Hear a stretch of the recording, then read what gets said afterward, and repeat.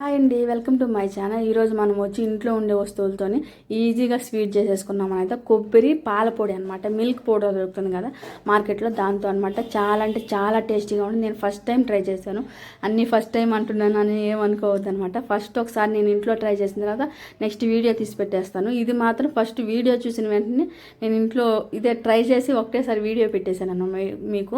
First time taste బాగా వచ్చింది, పర్ఫెక్ట్గా వచ్చిందనమాట. చూడండి, నేను ఇక్కడ ఒక కొబ్బరికాయ ఫుల్ తీసుకుంటున్నాను. పగల కొట్టేసిన తర్వాత కొబ్బరి తీసుకొని పైన బ్రౌన్ కలర్ అంతా ఉంటుంది కదా, తీసేసేసి సన్నగా తురిమేసుకున్నాను అనమాట. మీకు ఆల్రెడీ కోకోనట్ పౌడర్ అవైలబిలిటీలో ఉంటే అదే వేసుకోవచ్చు.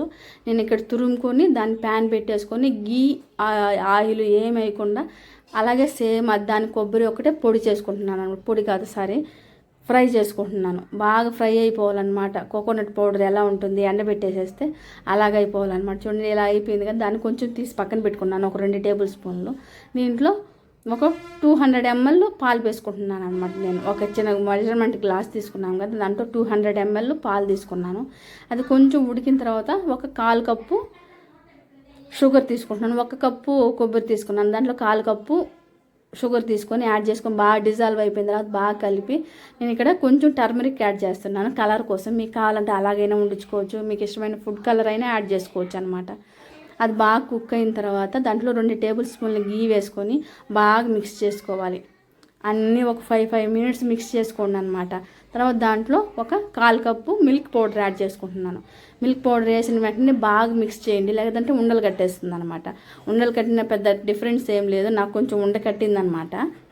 మీరు బాగా మిక్స్ చేసేసి గబగబా మిక్స్ చేసేసారంటే ఉండలు కూడా కట్టదనమాట. చూడండి, ఇలా మిక్స్ చేస్తూ ఉంటే ఒక 5 minutes ప్యాన్ కంటుకోకుండా సపరేట్గా వచ్చేస్తుంది అనమాట.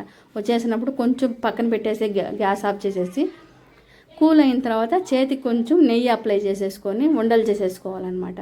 దాన్ని కోకోనట్ పౌడర్ ఉంది కానీ దాంట్లో డిప్ చేసుకుంటున్నాను నేను.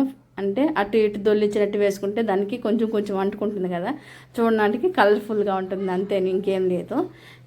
టేస్ట్ మాత్రం చాలా బాగా వచ్చింది. మీరు మాత్రం మస్ట్ అండ్ షుడ్గా ట్రై చేసి కామెంట్ చేయండి నాకు. ఎవరన్నా ట్రై చేస్తే మాత్రం ఈజీగా సింపుల్గా ఒక 1/2 అవర్లో రెడీ చేసేసుకోవచ్చు అనమాట.